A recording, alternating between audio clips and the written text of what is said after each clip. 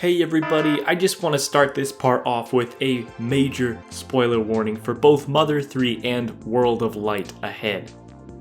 If you haven't watched my last video on the topic, it's in the description. But just to quickly recap, I spoke about two members of Lucas's family, Hinawa and Klaus, who both died tragically during the events of Mother 3. They hold the most meaning then, being deceased characters that return as spirits in Ultimate Story Mode. On the map, their souls are together again, but divided by opposing forces. Darkon controlling Klaus is just like Porky rebuilding the child into his slave, Masked Man. What I should have also mentioned is that in Ultimate, Hinawa and Klaus act as gatekeepers to the final boss. They are the last spirits to fight before seeing the true end. That means you're required to battle at least one of them, a significance given to these characters Nintendo has otherwise neglected to revisit. With that all being said though, of course, there's more characters from that game, even if their inclusion isn't as emotionally profound. There's still a couple members of his family to talk about, but let's start with Flint, Lucas's dad, and a spirit that can be purchased in shop or fought on the spirit board. In the fight, he's represented as Snake, like Ness's dad, but not hilariously invisible, and accompanied by Lucas in his Klaus ult. The stage is cleverly on fire and calls back to a major event in Mother 3, where Tazmilly's Sunshine Forest burns down by the hands of Porky's army. Flint braves the flames and rescues this child named Fuel from a burning building. I think it was a missed opportunity then in Smash to not have represented Fuel. Ness's second ult is already a reference to that character after all. I guess it is kinda nice they went with Klaus though, because now we can see father and son fighting as a team. One more thing I would have liked from this fight is for the stage to have been set on a forest instead of just the go-to Onett, but I still think it's a creative fight. The other member of Lucas's family represented in Smash is their loyal dog Boney, and during that E3 Direct, when they first showed off his 3D model, I was so happy. You'd have never guessed it, but for his spirit battle, Boney possesses a dog.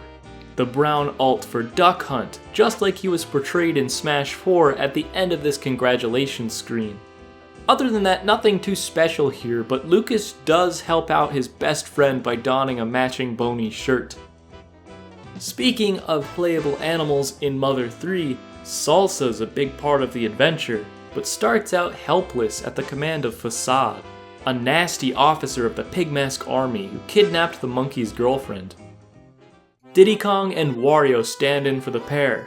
The latter makes sense because, like Facade, Wario is a greedy, selfish slob.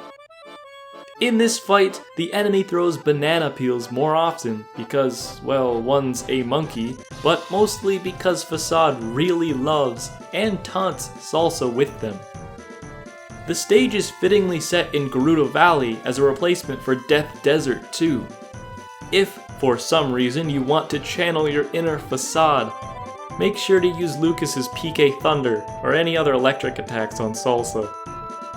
Moving on to Lucas's other party members, Duster is the remaining rep from Mother 3 to appear in World of Light, which is very welcomed since he didn't get the invite to that final Smash.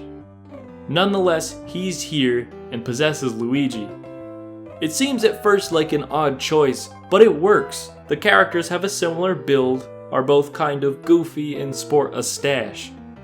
Duster in Mother 3 is a skilled thief with a leg handicap from intensive training, but that doesn't stop him from fighting, as kicks are his specialty in both games.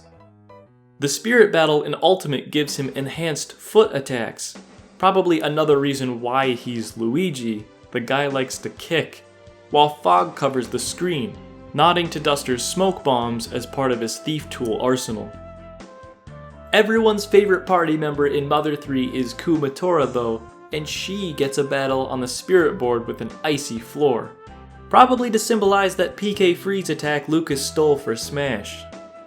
She's here as Lucas's Duster ult because it has the same color scheme. That cyan shirt matches her hoodie, and the pink shorts for her hair. I played around with this fight as Lucas and equipped spirits that give me a faster final smash because I thought it'd be funny to summon Kumatora while fighting the Kumatora spirit. It worked. But now it is time for the bad guys. The Ultimate Chimera is a mechanical hodgepodge built from combining many different species. It's a killing machine Dr. Andonuts was forced by Porky to create. Ever since Brawl, it's appeared as a stage hazard on Smash's New Pork City, and now an ultimate as a summonable spirit. It takes the core of Blarg, this lava monster mainly from the Yoshi series, and WarioWare's Pyoro, to stand in for the little bird that sits on top of the Chimera's head, waiting to reactivate if the off button on its back is pushed. Lastly, to wrap things up as another spirit to be summoned, the Absolutely Safe capsule is achieved by sacrificing Mr. Saturn. Makes sense because Porky tricked both their species and Dr. Andonuts into making it for him. The Absolutely Safe capsule is interesting because this is what Porky locks himself into at the end of Mother 3, not realizing Andonuts designed it to be impossible to reopen. Because Porky is immortal as an effect of time-traveling abuse, Porky will never die. When the world crumbles and humanity is extinct, Porky will be the only thing left alive. Galeem's energy blast turned the capsule into a spirit, but Porky's is nowhere to be found. So are the developers taking into consideration Mother 3's lore by understanding that not even Galeem's able to harm Porky? Probably not, but it's really cool to think about in this way. Anyway, thank you all so much for watching. The last video got a lot of support, and I'm incredibly happy about that. But that's all I have for today. Thank you, and I'll see you in the new year.